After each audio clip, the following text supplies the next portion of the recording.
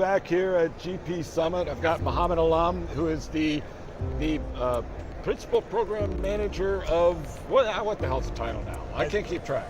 So it's I run our ERP apps, our operations apps. So I'm the general manager for Dynamics 365 operations apps, which now is a pretty broad portfolio. It's hard for me to even remember all the apps.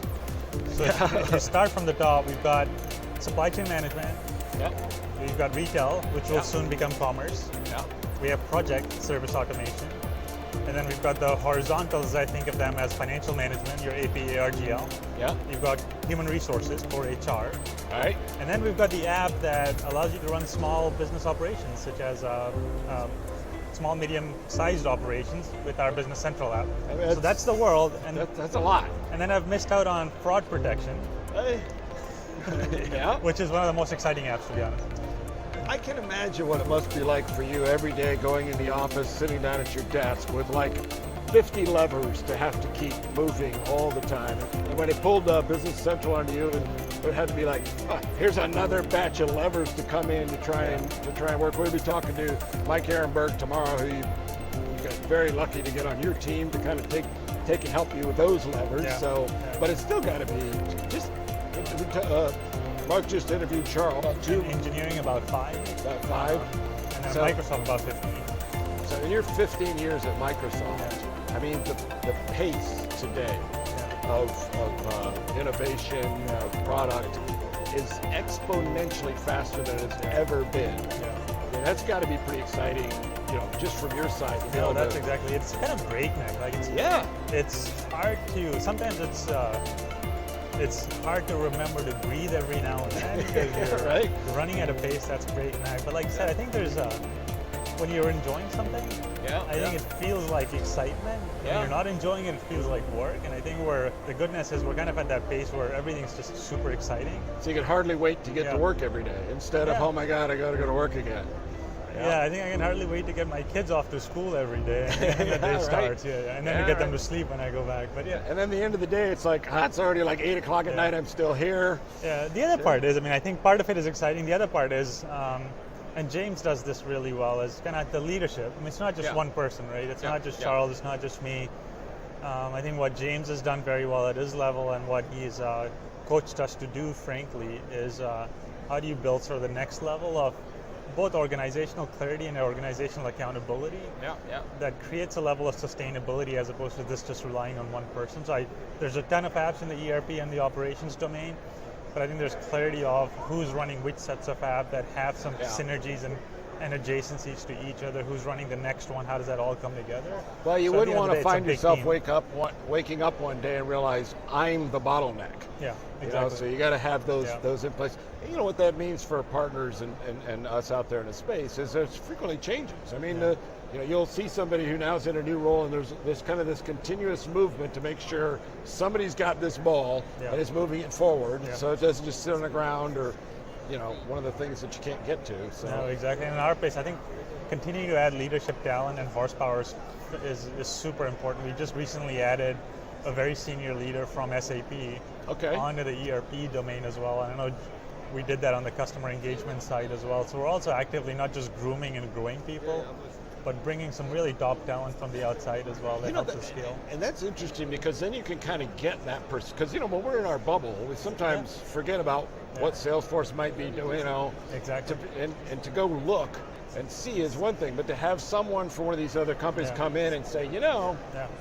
get ideas there that you might not have thought of in that bubble, and I think that's awesome. Ideas and frankly, just some basic questions, right? Like I get a bunch of questions now from Georg, who's sort of the new person in my leadership team.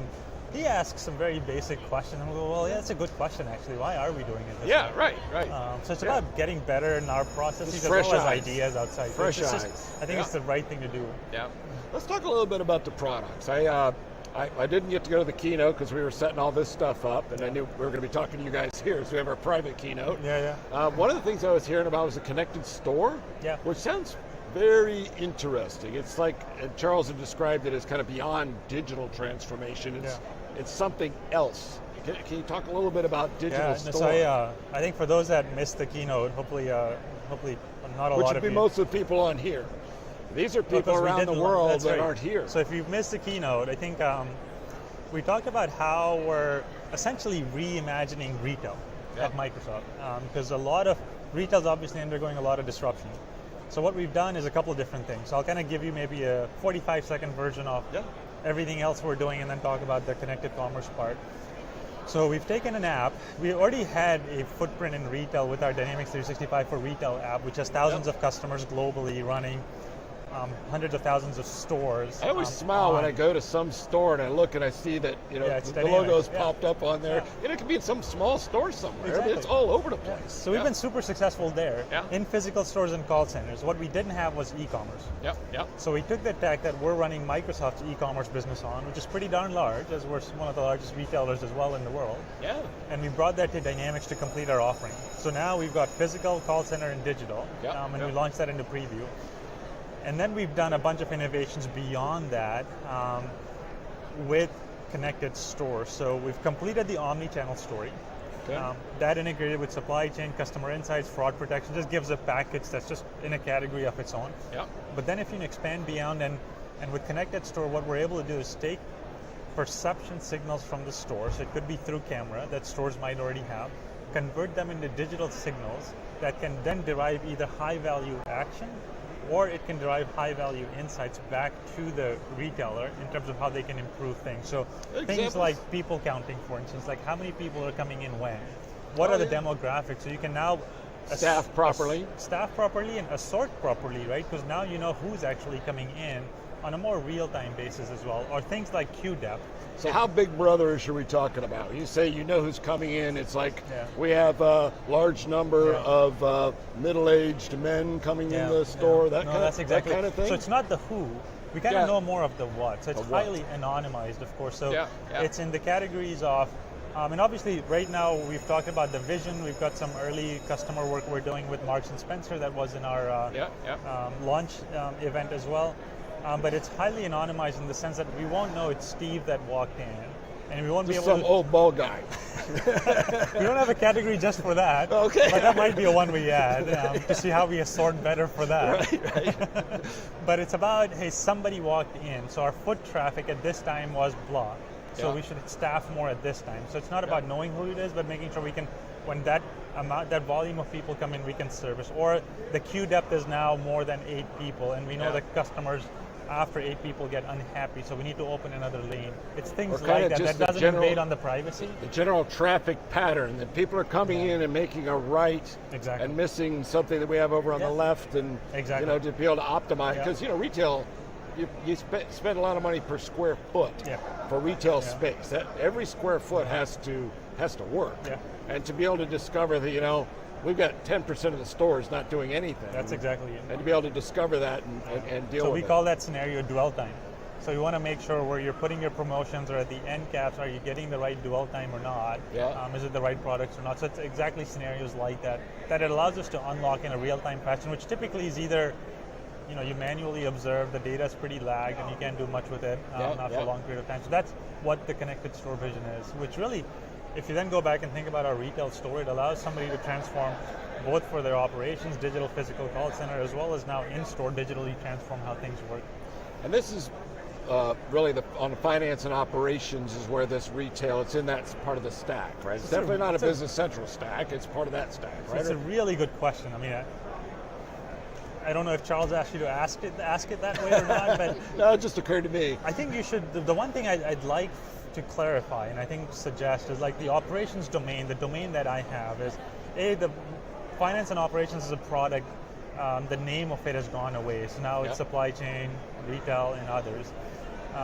And I think finance and operations, or what used to be finance and operations, is doing extremely well for us, but if you look at some of the additional apps that we have, like fraud protection, or now what we do with connected stores, you have to kind of look at it as a full Power Platform. So this will be based on Power Platform as a standalone consumable app, whether you have finance and operations or retail or not. Kind of like what we did with talent? Exactly. Same motion? Yeah. But think of this as an insight app. Like, you don't really have to have any transactions. You can get the insights. Now, it will light up a lot better if you connect it to a system that actually is doing checkouts as well. Because then you can overlay the traffic signals with transactional system as well to know, are those foot traffic actually converting in a real-time fashion as well? But you don't have to. So it's an insight app. It's kind of more like customer insights or sales insights, Yep. but about giving you the insights about your physical location. Have you guys built out kind of specific, sales insights is kind of like a pre-baked starter point. Here's some interesting stuff. You can take it further. Because I think with the AI, one of the challenges we had was, here's a kit, go build your own. And so now we're like, here's a finished something that's something. Are you producing some of that sort of stuff as part of this? So that's exactly kind of instant value. So we've got a set of scenarios now. We're working with some partners and customers. I think foot traffic, dwell time, the sort of the least common denominator of high value scenarios, what we're going to roll out first as a completed SaaS app, and then we're going to continue to add more complex scenarios with multi-camera analysis that gives you like a full view of the store, kind of where a customer journey is going, if you will, just beyond dwell time, if you will, to see, hey, where are the areas that actually get the most traffic versus not type stuff in a full store environment. So what you should expect is a high fidelity completed SaaS app with scenarios that just continue to light up over time that retailers and stores would be able to utilize for their benefit. We're on Power Platform. Yeah, we're kind of early on the AI journey, just getting deep into it ourselves as a partner. And customer insights is one that I've got a lot of interest in. And one of the things I'm discovering about a lot of this AI stuff, you put together the models and they produce some results. And you look at those results, you go, yep, that's what I thought.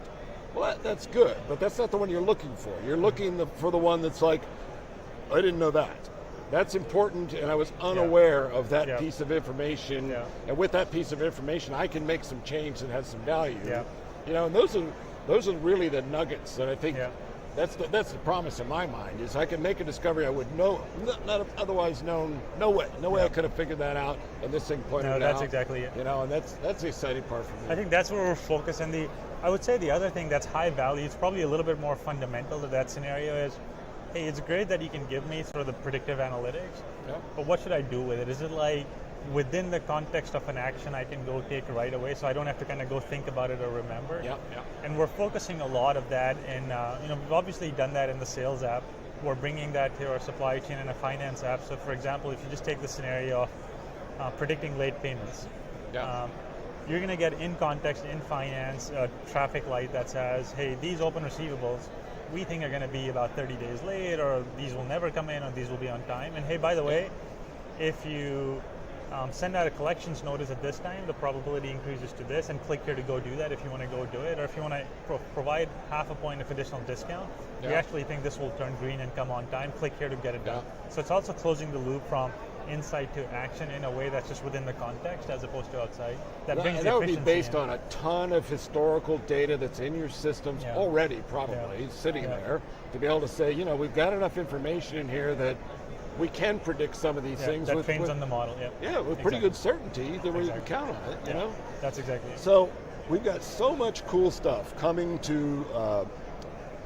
What are we calling now? Finance and Operations apps. Operations app. The operations retail, domain. Even Business Central, which you'll be talking to Mike about. So much goodness coming here. But we got some people that are kind of left behind out there a little bit. Right? We got. I wonder about like GP customers. I wonder about NAV customers. I wonder about that haven't moved to BC. I wonder about SL customers that are kind of outside this bubble.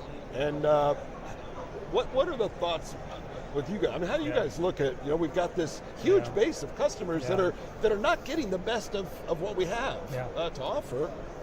And I'll tell you, I think this is probably one of the top questions in my head that I think about a lot, where we, particularly in the NAV, GP, SL space, have hundreds of thousands of customers out there, and tens of thousands of customers in AX4 still, AX 2009 and AX 2012.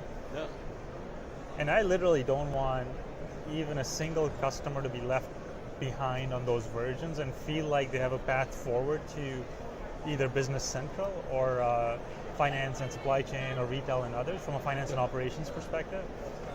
So I think there's a couple of things, at least the way we're kind of decomposing and thinking about working with those customers is one, we're investing a ton in upgrade paths and making that process of getting to whatever that cloud version is easier and simpler and as straightforward as possible. So the cost and the effort for you to come to our cloud solution would be far less than what you could do anywhere else in going to a You got to different make platform. that path as painless as possible to get people to even look at it. Now, one part of that is making that upgrade more efficient. The other is, the way we've kind of redone the apps in our one version and SaaS model, this literally is the last upgrade you'd ever have to do. So you then completely get out of the business. So even though it's a bit of a work, you can be confident this time that this is going to be a continuous model, so you'll never get behind again. So hopefully that in and of itself provides value prop, as well as essentially having some offers out there that makes our existing customers feel like for them to move to our cloud services is going to be, from a TCO and a financial perspective, much more attractive than anything else out there. So I think that's one aspect of things. The other aspect of things is if you look at just the portfolio of stuff we have, we've talked about finance, supply chain, business central, sales, a bunch of insight apps that you can bring the data into the cloud, fraud protection, stuff just lights up. Like there's so much option. What I'd suggest is pick what's high value, maybe lowest effort to start to begin your journey. Maybe it's HR and finance and operations and not your complex manufacturing, because we're investing a lot in HR as well. Start the journey so you can kind of get an understanding of what does it take and then expand and gradually go from there. Like we don't have to do it in a full big bang model at this point, but the apps are consumable as a standalone. Start the journey and then continue to expand from there. That's another way to kind of eat the elephant, if you will. It's a similar motion to what we're doing on the customer engagement side with Power Apps. Customers got Salesforce deployed. They're not moving anytime soon. And it used to be, okay, well, I'll call you later. But now we're like, well, where's a department that's struggling with spreadsheets or something, for example? Let's come in here and turn that into a Power App and then kind of build around. So it's the same thing with, like you said, you don't have to do the big bang. There's a whole bunch of pieces that you can bring in. Talent's been an awesome example of this freestanding solve a problem without having to switch your whole system. And of course, our ultimate goal is that we just collapse on top of the old system and eat it. But in the meantime, there's plenty of things. Power Apps is another great example. Like you can start your transformation, your digitization with Power Apps. Absolutely. It's probably the most low-code, no-code effort in getting some value back in the cloud. I think the other thing I would say, specifically for GP customers, because you brought that topic up, and Mike will hopefully talk about it some more tomorrow, but we're actually putting in a very focused effort for our GP customers to make sure that they feel they have a complete, comparable, and a viable path to Business Central. There's a lot of features, particularly one that I know Mike will talk about tomorrow that we know our Business Central customers love, which is Smart Lists.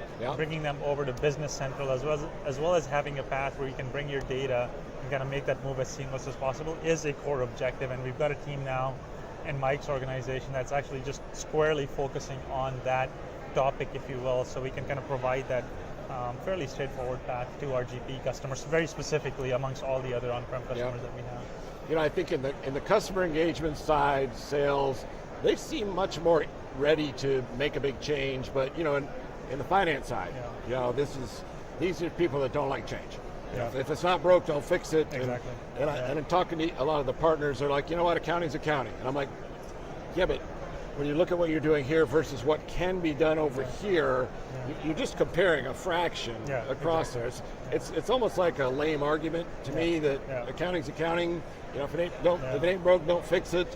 There's just excuses to deny themselves way too much stuff out here. And I'll tell you, I think you've got a group of customers that are still tied to those excuses, but like the growth we're seeing in finance and operations in Business Central, from the number of customers perspective, from a rate perspective, far outpaces the growth rate today that we have in our customer engagement apps. Now that's pretty significant as well. But our growth in finance and operations and Business Central is the fastest that we have anywhere. Which is amazing. When you think about that target customer being so reluctant to move, that they're moving faster. It is amazing. I think I heard that somewhere earlier, and I was like, that can't be right. There's no way that could be right. But and it's on a pretty big base now, because finance and operations has been out there for 3.5 years. We're literally more in terms of number of customers than some of the larger providers out there in SaaS ERP. And I think from a time frame perspective, more people are now ready to think about ERP in the cloud in a SaaS model than they probably were 15 years ago. So we're kind of a little bit of those fences have fallen down. So they're already on Office. They've already cloudified the organization using Azure. Yeah, so some of those things are gone. So we kind of feel like in ERP we're probably where the CRM workloads were 2 decades ago when people said, oh yeah, we could move these to the cloud. That they're now a lot more open to moving these to the cloud. So we're seeing the benefit of that in having a complete solution. You know, one of the pieces you mentioned earlier, I'd like to unpack a little bit, and that's the e-commerce capabilities. Because obviously there are lots of businesses out there, e-commerce is a big component, and if you didn't have that piece, well, they really couldn't make the move. So that was like a huge gap now filled. And when I'm thinking e-commerce, I'm thinking Magento type, Shopify type of a solution. Yeah. Is that what we're talking about with e-commerce? Yes, I think we brought in what we used to run Microsoft's e-commerce and what powers Microsoft's storefronts, not just our .com, but kind of the tech behind our console apps as well. Isn't it handy to just have tech you can reach around and grab from another department? Hey, I need some of that, bring it over That's here. What DFP and not have to go build it all up from scratch. A lot of really good tech from that perspective. So we brought that in a way that our customers can just kind of leverage seamlessly from a Dynamics perspective. So I think, you should look at it as a e-commerce solution that's in the class of kind of what Demandware, Magento, and some of our partners on the Dynamics side today have as well, like Epi, that we'll continue to partner with as well. But you're running Microsoft retail operations on this software. So this isn't new stuff we're trying out or figuring out if it's going to work. I mean, this is the stuff you guys use. The biggest company in the world uses this software. And we brought the AI that is on top of it as well. So if you look at the product recommendations that light up, so your Xbox console on games you should go play, or product you should buy on .com, all of that's now available. We just ripped it off for those guys. We actually brought the guys along with it. Oh, you ripped off the whole team. That seems to be James's MO lately. He seems to select some technologies because pilfers the whole stack and team and everybody, and whoever they were reporting to before must be going, where the hell did my team go? James took another one. That seems to be his mode. I think it's more of a Microsoft thing, where we actually do want to, like the goodness that we've invested in the apps that run Microsoft, why shouldn't we just go bring it to our customers? Yeah. And the apps that run our customers, why shouldn't we run Microsoft on it as well? So if you think about we're going through a migration of all of our retail stores to run on the Dynamics Commerce Tech. Now, they are on AX2012 today, but we're upgrading them to our cloud version as well. So I think it kind of goes both ways, right? Our entire sales field runs on Dynamics 365 sales as well. But if we had tech that was just on Microsoft that others can benefit, well, that just makes sense for us to go to. Well, yes, because it hasn't been that long ago where you guys were running your operations on a lot of other people's tech, that you sold your own versions of that tech, and certainly people think, why aren't you using your own? So, it makes sense. It makes sense. Mohammed, appreciate you coming by and chatting with us for this stuff. I enjoyed talking to you here. And I think it sounds like Charles was here before me. Yes. And in the keynote, I was in the middle, so we put the middle in the best in the middle.